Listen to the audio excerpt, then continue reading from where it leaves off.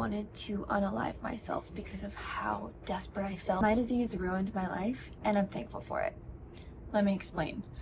I went years undiagnosed, not knowing what was wrong with me. I was gaslit by doctors. I was told, your labs look normal, go home, go sleep more.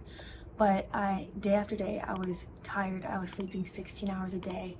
I had brain fog to where I couldn't remember people's names or conversations that we had. I was so ill. And finally, a functional medicine doctor found out what was wrong with me. I had Lyme disease and I was walking around a zombie. I wanted to unalive myself because of how desperate I felt and how sick and ill I was. This has been a decade of a journey, and I'm gonna explain to you why I am so thankful that it completely derailed my life and where I am today because of a chronic illness. Long story short, I caught this disease, put me out, made me bedridden. Nobody could figure out what was wrong with me. This disease, what's so beautiful about disease is it's dis-ease in the body. Your body tells you when to slow down. It tells you what is going on. It tells you, hey, something is not right here. And it will tell you that until it has to scream at you and demand you to listen. I was struggling with this disease for so long, and I was thankful I joined the Navy, and I thought I finally found this career I was gonna do for 20 years. And then everything got stripped away from me. I got medically separated because they couldn't figure out what was wrong with me. I was having massive migraines, IBS, panic attacks. And then something super traumatic happened in my life that completely derailed everything that I knew was true. And because of this, when you have chronic disease and something traumatic happens, you relapse. Like, you cannot handle life, or just you do not have enough of a reserve of like emotional energy to handle things. So anyway, I got my career taken away from me. I pretty much lost everything, and I just felt so irrelevant, so unimportant. And there were a lot of times I imagined jumping off the bridge. I imagined jumping off Coronado Bridge and not having to deal with any of this anymore. And I know that's heavy, but I know there's people out there struggling right now with whatever it may be, whether it's trauma or betrayal or disease or some sort of something that happened to you in childhood. But the beautiful part of tragedy is there's always a lesson to be learned, and there's always something that you can grow from. You can break down into those ashes and become new. Your whole life is on fire. Okay, what are you gonna do when you have ashes and you have nothing left? You get to rebuild a new life. You get to rebuild a new you. And I know that's the last thing that you want to hear if you're in the depths of hell. But here's the thing, if you end it all, you know how the story ends. You know that's it.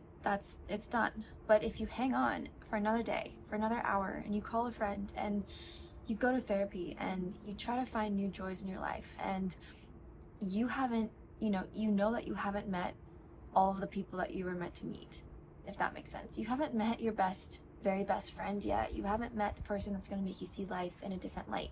You haven't met the person that is going to be a muse for your art, for your poetry.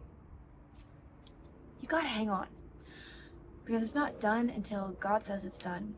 And we go through tragedy and we go through disease, not because God gives it to us, but because the world is fallen, and this world is a demonic and dark and sinful place. And you are a light, and you are a weapon against adversary. And I feel like the harder that people get hit, it's like, why do bad things happen to good people? Those people are a threat.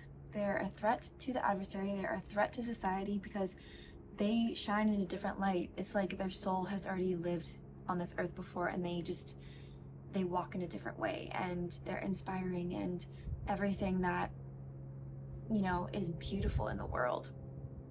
And so basically, I got kicked out of the military, and I floundered for 2 years, and then still struggling with this disease, sleeping a ton, not being able to remember conversations I had, the worst joint pain I've ever felt.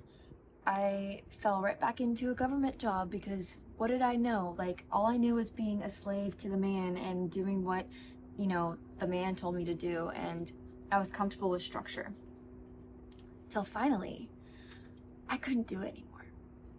And I was looking for whatever relief I could find. I was thinking about getting into bee stinging therapy. You sting like your spine with bees to cure your Lyme disease, which I don't think it really works. I haven't really seen many success stories.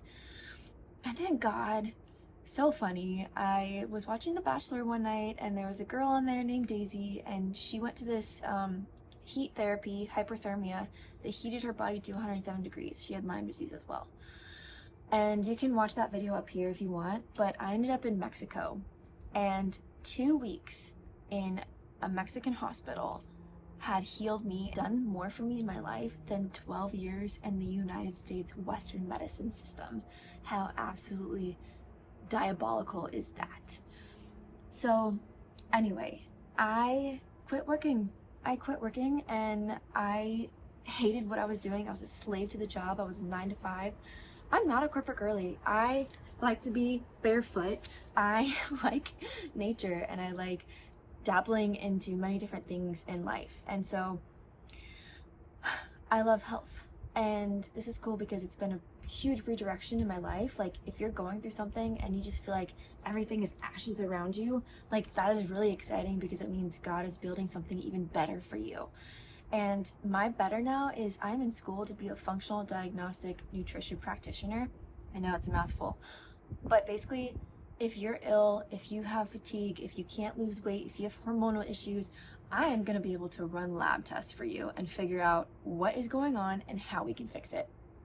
So, shameless plug, if you're interested in that, go ahead and click the link below. You'll get a 5-day uninflamed guide for free, and then you'll get onto my... Okay, well, my phone just had too much storage, so now we're on my camera. That's what happens when inconvenience takes place. We shift and we evolve. And so my point to this is, if you're interested in that, click the link below. You'll get my 5-day uninflamed guide, and you'll get on my email list, so you will be the first to know when I open up for one-on-one clients. I'm also now going to school for counseling psychology, and not to make this video all about me, because I want you to have a nugget in here too. My point to all of this is, disease sometimes is just redirection. Disaster is redirection. If everything is flaming around you, if everything falls apart, maybe that's just God making room for something even better to happen. And I know it's hard to see it when you're in it, but the version of you that's on the other side of things is going to look back and say, thank you so much for holding on, and you're going to get through it. And now look at your life. Look at all these beautiful things that took place.